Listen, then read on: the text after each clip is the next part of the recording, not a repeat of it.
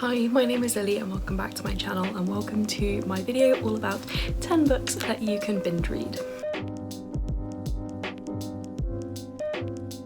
So these are all books that I read either in a day, less than a day, or really close to that amount of time. Books that I just could not put down. So there's a variety of genres and also of book lengths, so this should hopefully cater to people who have different kinds of reading styles. I've separated them into, say, age categories or genres to try and group them together, so I will try and timestamp those below, so if you're looking for a particular type of book, it will hopefully be there for you.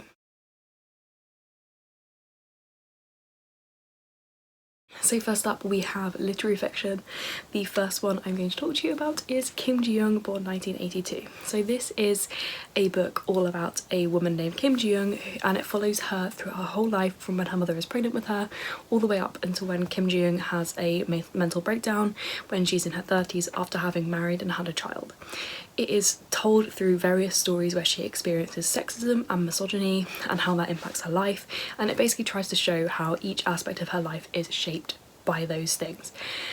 It's amazing. It's set in South Korea, has a South Korean main character, it's translated into English and many other languages.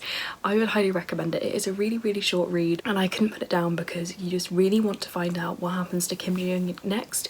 Even though she's a completely ordinary woman with a very bland, ordinary life, you just want to find out what happens to her, and you're rooting for her throughout this entire book. She's not a perfect character at all, but you do really just want to see the best happen for her, and I just had to know what happened to lead to her mental breakdown. I'm sure this will be incredibly relatable for anyone who is a woman or is perceived as female in society, because these are things that happen all over the world. It's a relatable book no matter where you're from, and I think it's an absolute must read, and it is really bingeable. Then it's another translated book, and that is Convenience Store Woman by Sayaka Murata, and I just find that Asian literary fiction is really bingeable and really quick to read and just so Moorish, and this one again is really short. So this one is about a woman who is autistic and she works in a convenience store, and she's kind of happy with her life where she has this routine every day, she knows what everything is, she's very good at her job, but society and the people around her expect her to be doing more. She's in her 30s and they kind of expect her to be married and have children, and she seems to be falling behind her peers in those aspects. So she starts to explore what it would mean to leave her convenience store job to fulfill those expectations. And again, it's a completely ordinary woman with a completely ordinary life, but it's so bingeable and so relatable, and you just can't stop reading to find out what happens to her. I love this book so much. It was one of my top books of 2021, and I don't know, I just need more people to read this book. Genuinely, you can read it so fast. It is just such an easy read. Oh, I don't know what else to say. This book just completely captivated me. It's not funny in the way that they try to say it is. It's very autistic. It is very much an autistic view of the world, and it kind of shows how we see things so differently, and I love that exploration. Next, I have a couple of young adult books I'd like to recommend as binge reads. The first one is The Girls I've Been by Tess Sharp. This is a young adult thriller. It's about a girl who has lived many different lives. Her mother was a con artist and she raised her to participate in her cons. Every couple of years they would choose a new man to con, and her mum would be in a relationship with this man and she would have to pretend to be a different version of her mother's daughter in each relationship. But eventually she manages to escape that life and now lives with her sister under a false identity, and in this current timeline she ends up being caught up in a bank heist, and she has to use her skills that she learned while being a con artist's daughter to help her and her loved ones get out of this bank heist situation. So you get flashbacks to when she was all these other girls, and then you also get the current storyline of trying to get out of the bank heist. The pacing. The pacing is just incredible in this book. I absolutely adored it. Every time you're like just on the edge of finding out something new, bam, we're going back to another flashback to what it was like being a different girl, and it's just so well written that it draws you back in and it keeps getting you wanting to do one more chapter, read just a little bit more to find out what happened. And the way it unravels both the current timeline of the bank heist and also looking back on how all the cons happened, and then also how she managed to escape that life. just amazing. I read this in one evening. I finished work and I'd read a little bit, I think, and then I picked it up after work, and it was when my boyfriend was staying with me and we were living on our own, and I was reading before cooking dinner, and it got to the time where I was supposed to be cooking dinner and he was like, hey, you gonna cook soon? And I was like, can I just read a little bit more and then I'll cook? And he was like, do you want to just read and I'll cook? So he cooked dinner while I read, and I legitimately just sat there and read this book cover to cover while he was cooking dinner and after dinner. So it is that good. I fully was gonna like forego food to read this book. So yeah, cannot recommend this enough. It also has LGBT rep. The main character is bisexual, and it is going to be adapted with Millie Bobby Brown as the main character. Next we have The Black Flamingo by Dean Atter. This is told in verse, which is why I find it so bingeable, because there's less words on the page, but also the rhythm of it makes you want to keep reading. It flows really, really well. It tells the story of Michael, who is a young black queer man, and it's about his journey to find out who he is and accept himself, and about all the adversity he faces up until this point. And now I might be getting his pronouns wrong. I can't remember if he is a he, him, or a they, them, but I think it's he, him. If I'm wrong, I apologise, but I think it's he, him. It's about him going through life, exploring his identity and what makes him feel comfortable, what makes him feel good, all the way up until university when he discovers drag. And I just found it really lovely to read. It was one of those that I just kept reading because the writing is so beautiful and it is just so entrancing, and you can just keep reading without realising you've read loads and loads of pages in a row. The next section is romances. This is the biggest section of this video because I am quite a big romance reader at the moment and I find them most bingeable. These are all adult or new adult romances, and they have varying spice levels, which I will try to remember to tell you. So first up is probably one of the most popular ones on this list, and that is The Love Hypothesis by Ali Hazelwood. This is an adult romance and it is about a professor and student falling in love. The student has this ex-boyfriend that she was never really into and is not that bothered about, and her best friend is kind of in love with him. So to try and prove to her best friend that she's over this ex and that her best friend can have a go at dating him, she pretends to be dating someone, and to try and make it look real, she grabs the first man she sees and kisses him, and it turns out to be this professor that everyone in the department hates, and now she has to pretend to be dating him. He agrees to go along with this because he needs to look like he is going to be staying in town to get some grant money because people keep thinking he's going to be transferring universities. This book, it's a slow burn and it's really funny, and I just kept reading it because the tension kind of goes like this. It just gradually, like, you have ebbs and flows in it, but it is constantly going up, and it just is so addictive. You just want to keep reading to the point where they finally realise that they like each other, and I just couldn't stop reading it. It is so good. It is definitely worth the hype. I really enjoyed it. I would say this one is kind of a medium level spice. There is a sex scene and it is quite explicit, but it isn't throughout the whole book. It's quite close to the end. So if you're not one for a super spicy read, this is one to have a go with.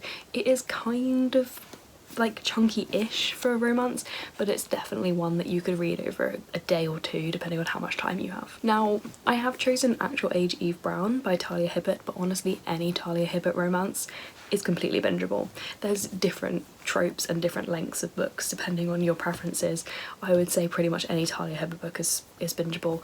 They are super spicy, like there's quite a lot of spicy scenes in these books, but they do have really good plots and chemistry between the characters as well as just sexual chemistry. So I would say anyone that you find that matches the tropes that you're interested in is worth a go.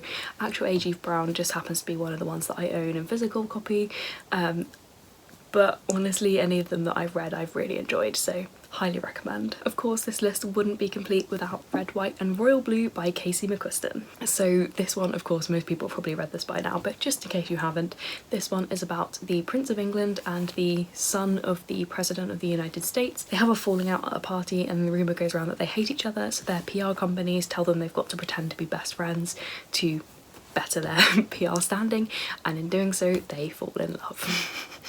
It's addictive, it's really, really cute. You just want to see them get together and you get to see a different kind of dynamic because obviously they're both very influential people or connected to influential people, so it's not quite as simple a relationship as other people would expect.